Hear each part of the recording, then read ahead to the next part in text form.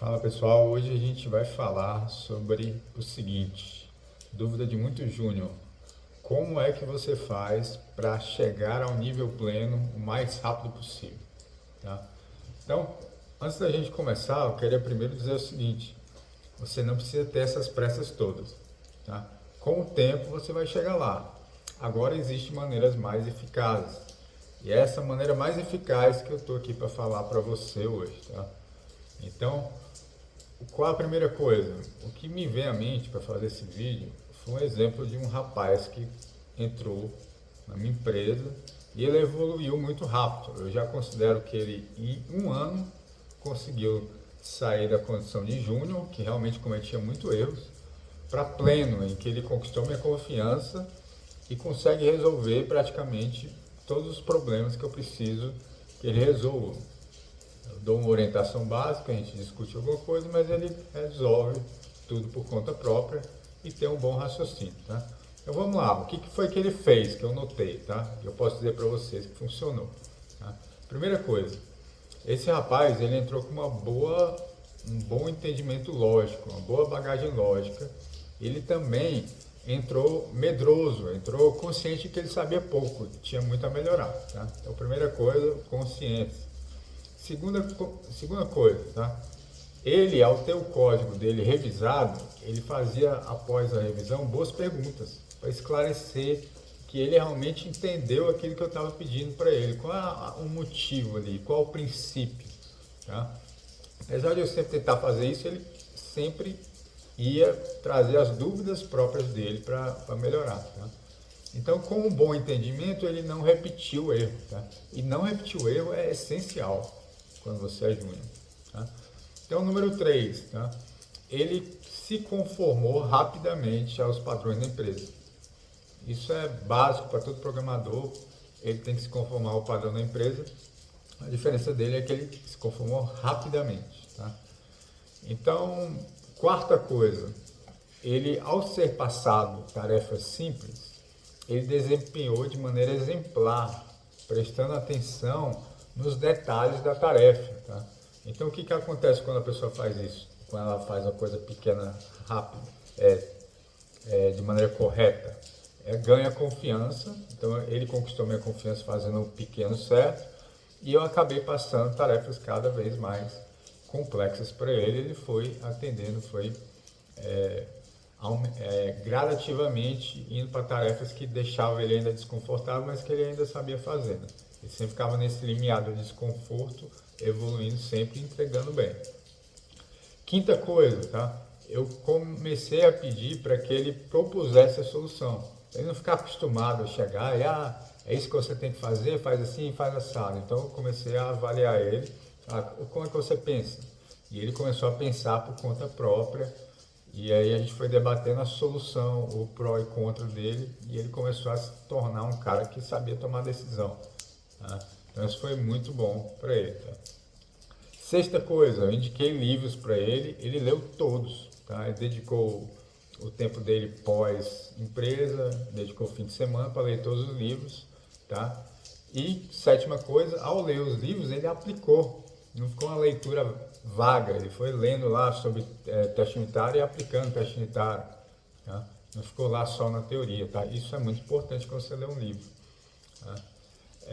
Então, o teste unitário, como eu falei, ele aplicou, né? Às vezes a pessoa fica com medo de aplicar, tal, ele ia lá e aplicava, né? Quando é que o teste unitário é muito bom?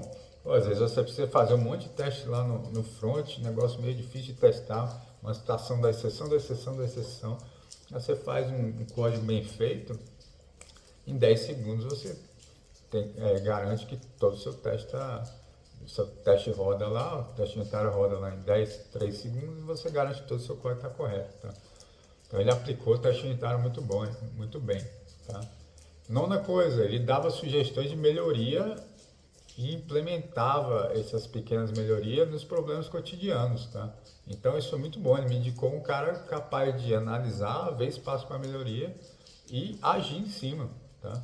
Sempre comunicando antes. Tá? Então, décima coisa, né? Eu indiquei alguns pontos de melhoria para ele no processo da gente de deploy, de continuous integration.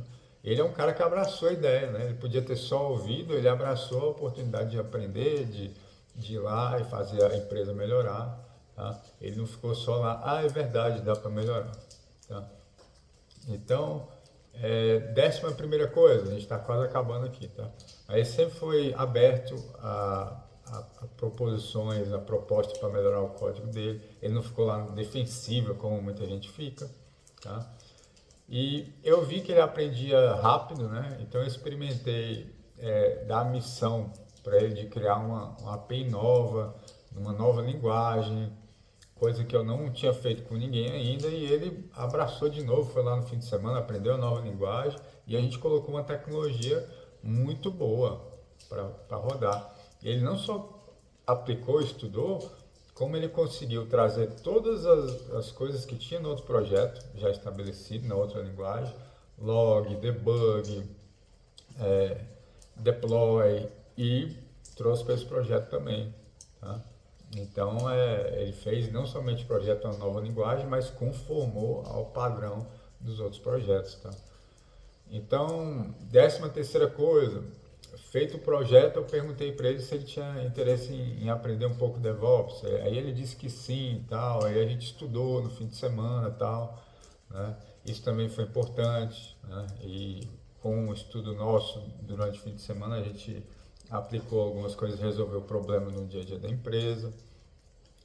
Ele era um cara que olhava o PR das outras pessoas, né? Então tinha cara que fazia uma tarefa que ele meio que queria que pegar, né? Ele queria aprender com aquilo ali, mas infelizmente não foi passada para ele. Ele ia lá, estudava o código, via como que foi feito e aprendia através do trabalho dos outros também. Isso é uma sacada muito boa, tá? Somente se você tiver interesse numa parte específica, numa área específica da empresa, você já ir se contextualizando. Você quer migrar para aquele lugar, ó, vai estudando, não espera um presente cair do céu, tá? E então, nas linhas gerais, é isso, pessoal. Esse rapaz ele se destacou, tá? E eu realmente, em um ano, eu considerei ele pleno, ele ganhou um aumento, ele ganhou formalmente o cargo de pleno, e hoje é um cara que eu continuo depositando muita fé, depositando toda hora as tarefas mais difíceis para ele aí que a gente tem, tá? Então é muito importante se destacar logo no início, porque uma coisa vai puxando a outra e você não para a partir daí, tá? Mesma coisa acontece com o negativo. Se você começa mal, aí você sempre vai ficar para trás, sempre pegando as piores tarefas, as tarefas que aprendem menos, tá? Então, espero que vocês sigam o exemplo dele aí, espero que tenha tido uma ideia de tudo aquilo que é possível fazer. Tem mais coisa, mas vamos tentar seguir isso aí. E se vocês tiverem mais sugestões, coloca aí nos comentários.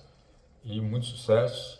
E a gente faz mais vídeos daqui a pouco para ajudar o pessoal a se tornar pleno, de pleno para sênior, de sênior para tech lead. Vamos dar bastante exemplo aqui. Então segue o canal, segue a gente, dá um like aí se ajudou. E qualquer coisa eu estou à disposição na plataforma. Precisar de uma assessoria individual, fala comigo, tá bom? Pode entrar comigo, entrar em contato comigo e a gente dá um jeito. Beleza? Abraço e até o nosso próximo vídeo aí.